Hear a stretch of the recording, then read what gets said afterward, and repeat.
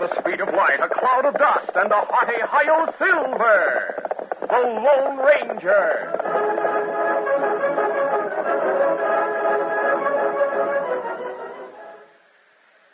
General Mills, makers of Cheerios, the oat cereal that's ready to eat, Betty Crocker Mixes, and Wheaties, the breakfast of champions, present by special recording, The Lone Ranger. Say, kids, before you go to bed tonight, why not have a treat? A big slice of Betty Crocker white cake and a glass of milk. If your mom has Betty Crocker white cake mix on hand, it couldn't be easier. In fact, you can surprise your folks and bake a delicious white cake yourself. The finest ingredients are right in the mix, so all you have to do is add water and the whites of 2 fresh eggs. Isn't that easy? And quick, too. You just pop it into the oven, and the result is always perfect. Betty Crocker promises you a perfect cake every time you bake. Cake after cake after cake.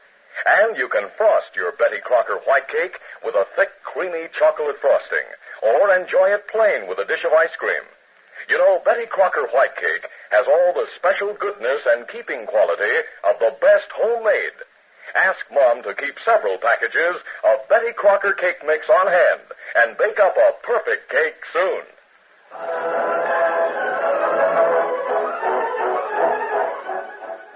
With his faithful Indian companion Tonto, the daring and resourceful masked rider of the plains led the fight for law and order in the early western United States. Nowhere in the pages of history can one find a greater champion of justice. Return with us now to those thrilling days of yesteryear. From out of the past come the thundering hoofbeats of the great horse Silver. The Lone Ranger rides again. Come on, Silver. Let's go, big fella. I'll Silver. Hooray!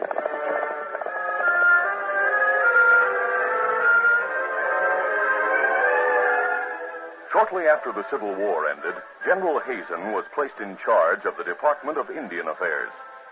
Hazen tried to be fair with the Indians, but many of the agents employed by the department were unscrupulous. Slade Jetty, the agent at the Lone Pine Reservation, was one of the worst. When word of his dishonesty reached Hazen, the general acted immediately. He notified Slade Jetty that he was sending the Lone Ranger to make an investigation. But instead of going to the reservation personally, the masked man sent Tonto to call on an old medicine man named Red Feather. In his teepee, Red Feather greeted Tonto warmly. Tonto, in long time since me see you and masked friend. Lone Ranger want to see you now, Red Feather. Come, me take you to camp near here. With a letter from General Hazen in his pocket, Slade Jetty drew rein in front of Red Feather's teepee half an hour later. A gunslinger named Buck Morgan and the Indian chief Black Eagle were with him. The 3 partners in crime hoped to conceal their guilt from the Lone Ranger by killing Red Feather. As he dismounted, the mission-educated chief said, Red Feather not here. He must be on the reservation somewhere. We will look for him. While you're at it, I'll ride to town. For what? Try to find out if anyone's seen or heard about the Lone Ranger. He wouldn't be foolish enough to appear in town with a mask over his face. There's no telling what he'll do. Let me know what you find out about him, Buff. Right. Yeah. Come, Slade. We will look for Red Feather. We must get rid of him before he tells the masked man what he knows. Where we look first? First, we will see if his horse is gone. If it is, we will follow his tracks. Tonto guided Red Feather to a hillside clearing where a tall, broad-shouldered man wearing Indian buckskins waited for them. As the medicine man drew rein, he looked quizzically at Tonto. Fella. Tonto, you say you bring me to Lone Ranger. That's right. Where, masked friend? Don't you recognize me, Red Feather? Your voice is... Well, him, Lone Ranger. But him look like Indian. By posing as an Indian, I hope to learn the truth about what's going on at the reservation. Oh, that's plenty smart. That way, Indian agent not able to keep you from finding out about trouble. Does he know about it? Me think him crook. You have proof of that? No proof.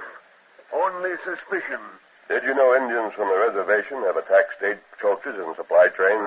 Me know. There are 10, 12 young braves there, led by Chief Black Eagle. Black Eagle was the oldest son of Chief Lame Bear. That's right. When Chief Lame Bear die, Black Eagle become chief. Black Eagle, mission-educated Indian. Him know how to read and write white man's language.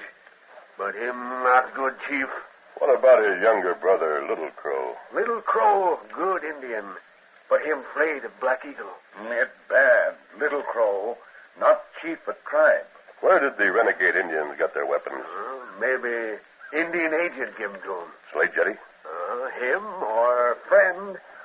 Name of Buff Morgan. How you learn about attacks? The driver of the last stagecoach attack wasn't killed. After the Indians and the 2 white men with them left, the driver managed to reach town.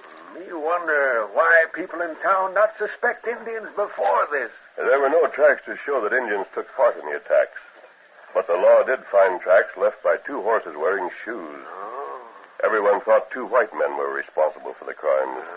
Chief Black Eagle even smarter than me think. The wounded driver reached the sheriff's house after dark. He was afraid to talk for fear of being killed, until Sheriff Wilson promised no one would know he survived. Me savvy. Wilson concealed him in his house and sent a secret report to Washington, saying that 12 Indians and 2 white men attacked the stage. What happened to the driver after that? He died. Too bad. Yes. The men who killed him will pay for it, Red Feather. Who sent you here? General Hazen. Sheriff Wilson and I will work together, but I'll not go to Wilson until I have evidence enough to arrest the guilty men. Me no guilty men. One night me see him come back to reservation with loot. Me watch him hide it. Does anyone know that? No. Me keep quiet. For same reason stagecoach driver keep quiet. I understand. Me think it's smarter to wait for a chance to act. But it's plenty hard to do anything with crooked agent in charge reservation. Me not even able to go town to see sheriff. You may have run a risk coming here. It worth risk to see you. Tell you what me know. Unknown to the disguised Lone Ranger and his friends, Slade Jetty and Black Eagle approached the campsite on foot. The wise renegade moved carefully, lest he betray their presence. But suddenly he stopped and pointed to the clearing ahead. There is Red Feather, Slade, talking to 2 redskins. Hey. Quiet. We don't want them to hear us. One of those Indians is Tonto, the friend of the Lone Ranger. Yeah, I saw him once years ago. The masked man wasn't with him, but I remember meeting his Indian pal. Who is the 3rd Indian? I never saw him before.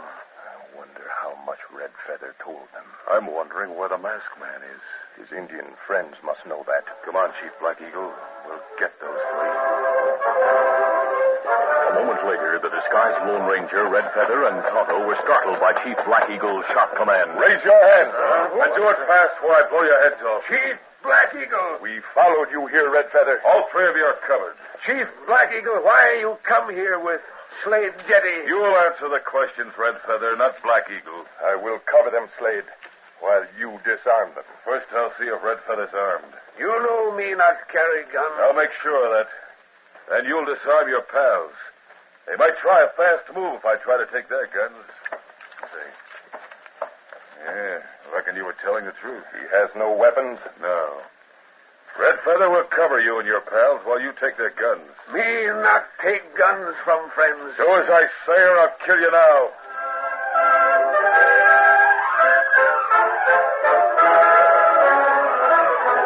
We'll continue our Lone Ranger adventure in just a moment. Yippee! Let her buck! Look at that cowboy ride that bronc. Who is it, Lone Ranger? That's champion Bob Burrows. Watch him stay in that saddle. Well, he sure makes it look easy. Well, you know it isn't. Bronc busting is hard to do, harder to learn. Take Bob Burrows. I know he started riding as a youngster. He took his share of spills, but he kept at it. And he kept in condition, including eating his Wheaties. In fact, now that Bob Burrows is a champion, he still eats Wheaties. Plenty of practice, plenty of the right food. That's sound advice for anyone hoping to be a champion. It sure is, Lone Ranger, because champions are made, not born. And there's a good solid reason why Wheaties can give you the energy to go a long, long way. It's this. There's a whole kernel of wheat in every Wheaties flake. A whole kernel of wheat, the cereal grain that's famous for energy. Champions are made, not born. Get on your way with Wheaties, breakfast of champions.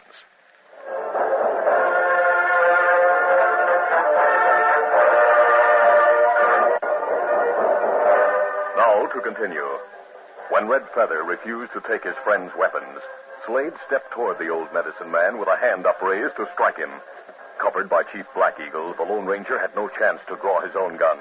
But he spoke quickly to save Red Feather from the blow. It's all right, Red Feather.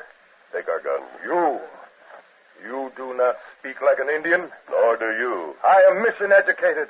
I read and write better than a lot of white men. I also learned the white man's language. You learned your lessons well. Yeah, mighty well. Keep your hands high. Red Feather, disarm them. Red Feather obeyed without speaking for fear he might say too much and betray the Lone Ranger's identity. When the disguised Lone Ranger and Tonto had been disarmed, Slade tied the wrists of the prisoners. Then Chief Black Eagle asked, Where is the Lone Ranger? Me not know what you mean. There's no use lying, Red Feather. I know he's coming here to make an investigation. Wait, Slade. Huh? If the masked man is to meet them here, he may surprise us as we surprised Red Feather and his friends. Yeah, that's so. We will take them to Buff Morgan's cabin. Good idea, Black Eagle.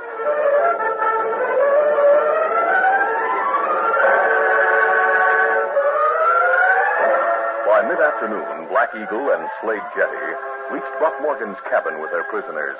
A few minutes later, Buff returned from town. Slade explained how and why the three Indians had been captured. Good work, Slade. You were smart to bring him here. What'd you find out in town about the Lone Ranger? Nothing. No one's seen a thing of the masked man. Did Tonto ride the white horse I saw outside? His redskin pal rode that stallion. The horse belongs to the Lone Ranger. What? There's a complete riding outfit and a mask in the saddlebags. Also a pair of ivory-handled Colts and a cartridge belt full of silver bullets. I told you the Lone Ranger would be too smart to appear with a mask over his face. If he is in town, he must be wearing a disguise. That'd explain why no one in town saw the masked man. Tonto and his mission-educated pal know the truth. We'll beat it out of them if we have to. Redskin, where's the Lone Ranger? If you stop the stagecoach when it comes through Granite Canyon about 6:15 this evening, you will probably find him. There's no 6:15 stagecoach. Do you think the Lone Ranger wearing a mask would ride with other passengers on the regular stage? Might be a special stage. But if you're lying... It'll be easy to find out whether he is or not, Buff. We'll get the engines from the reservation and go to the canyon. What about these three? We'll keep them here till we find the Lone Ranger. Who'll watch them? You will. But to make sure you have no trouble with them, we'll tie their feet as well as their hands before we leave. After the prisoners' ankles were securely tied, Buff went outside with his friends to show them the saddlebags containing the Lone Ranger's weapons and clothing. As soon as they were out of earshot, Tonto turned to the disguised Lone Ranger. Kimosabe, why you tell Crook's story about 6:15 stage? I wanted to get them out of this cabin. What good it do to get him out of cabin? We tied plenty tight. Look on the floor near the washstand, Red Feather. Me not see anything. There's a razor on the floor. Me see it. It may be old one, but throw away. No matter how old it is, it'll be sharp enough to cut these ropes. I'll try to reach it before Buff comes back. While Tonto and Red Feather listened anxiously to the voices outside the cabin, the disguised Lone Ranger squirmed across the floor, then fumbled with his hands behind his back until he gripped the razor. I have it. Men still talk outside. Good.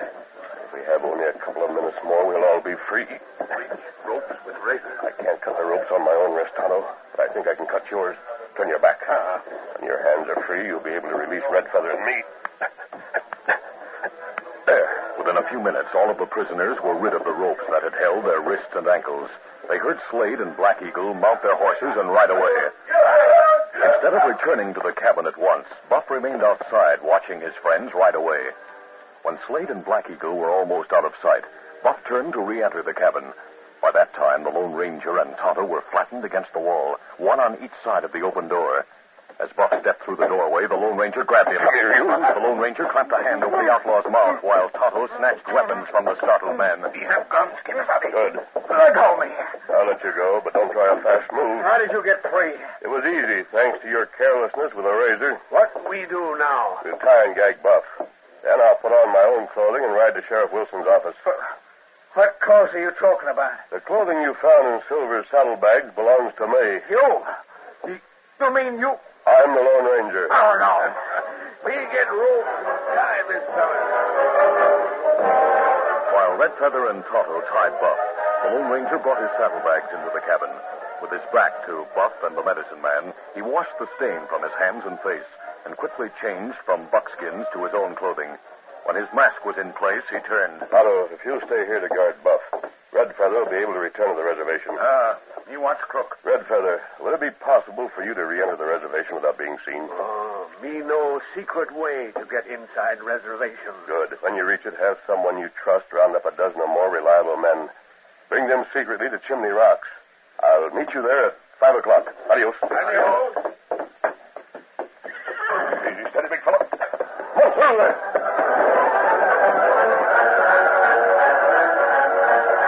The Lone Ranger rode hard to reach town as quickly as possible.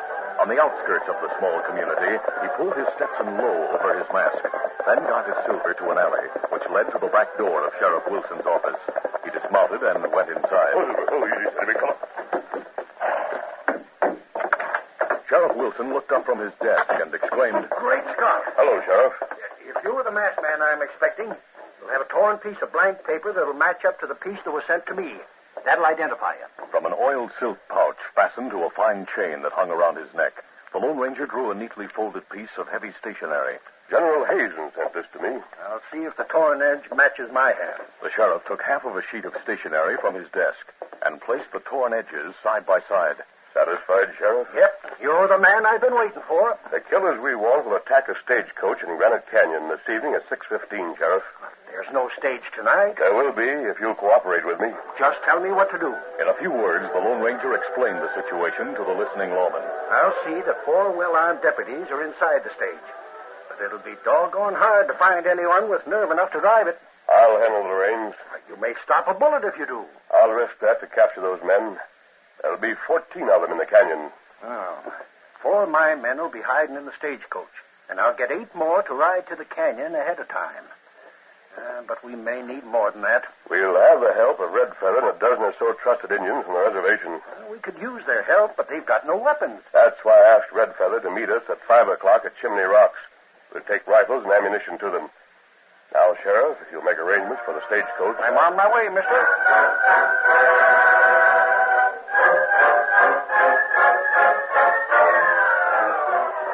At 5:45, Red Feather with his braves and the sheriff's deputies were in places of concealment. They saw Slade and Chief Black Eagle ride into the canyon. Watch them dismount and select positions for the intended ambush. Slade looked at his watch. What time is it, Slade? 13 minutes past 6. Listen, I hear the stagecoach. Right on schedule. We must conceal ourselves. Come, Slade. I'm with you, Black Eagle. Joining their followers behind huge rocks along the canyon floor, Slade and Chief Black Eagle waited tensely for the stagecoach to enter the canyon. As the vehicle approached, the sheriff's men concealed themselves, and the thieves saw only the man on the driver's seat. Who is handling the reins? His hat brim's pulled so low it hides his face. We will hold our fire until he stops the horses. Just make sure the men keep the passengers covered. They know what to do. All right, that stage is close enough. Stop the horses! You're covered! Keeping his head down so his mask would not be seen, the Lone Ranger halted the horses. From the corner of his eye, he saw the outlaws and Indians step from behind rocks with rifles raised. The masked man leaped from the driver's seat.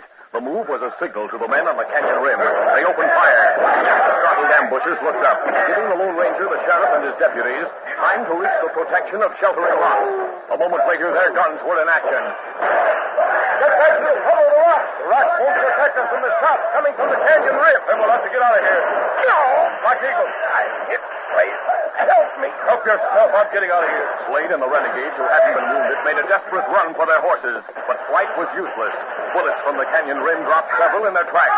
Others went down under the devastating fire of the sheriff's men and the Lone Ranger. Hold on, you gunfighter. You're still alive. Make a run for the horses. Then Little Crow, Red Feather, and other loyal braves moved into place at the end of the canyon, blocking it.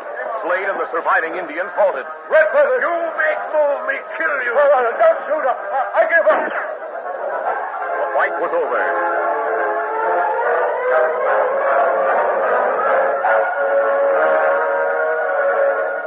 The Lone Ranger, Sheriff Wilson, and the deputies rounded up the renegades. Here, that does it. We've got all of them. There's one more, Sheriff. Oh, who's he? Buff Morgan. I'll ride to his cabin where Tonto's guarding him. We'll bring him into town. I'll be waiting there for him, mister. I'll see you later, Sheriff. Your horse is with mine at the other end of the canyon. Right.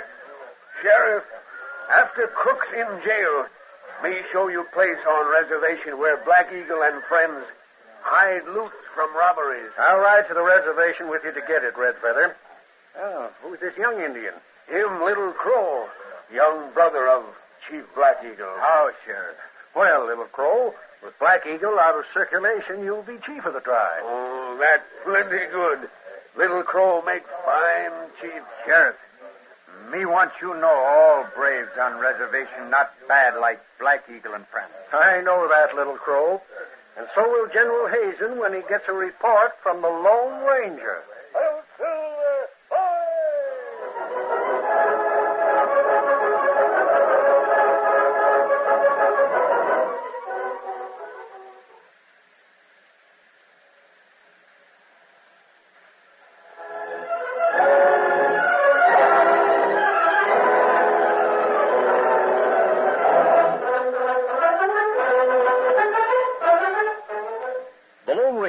Copyrighted feature of the Lone Ranger Incorporated is produced by Pendle Campbell Muir Incorporated. The part of the Lone Ranger is played by Brace Beamer. Your announcer, Fred Foy. Listen to the Lone Ranger, brought to you by special recording Mondays through Fridays at this same time. You've been listening to the OTR Gold Network. Find more classic radio at otrgold.com.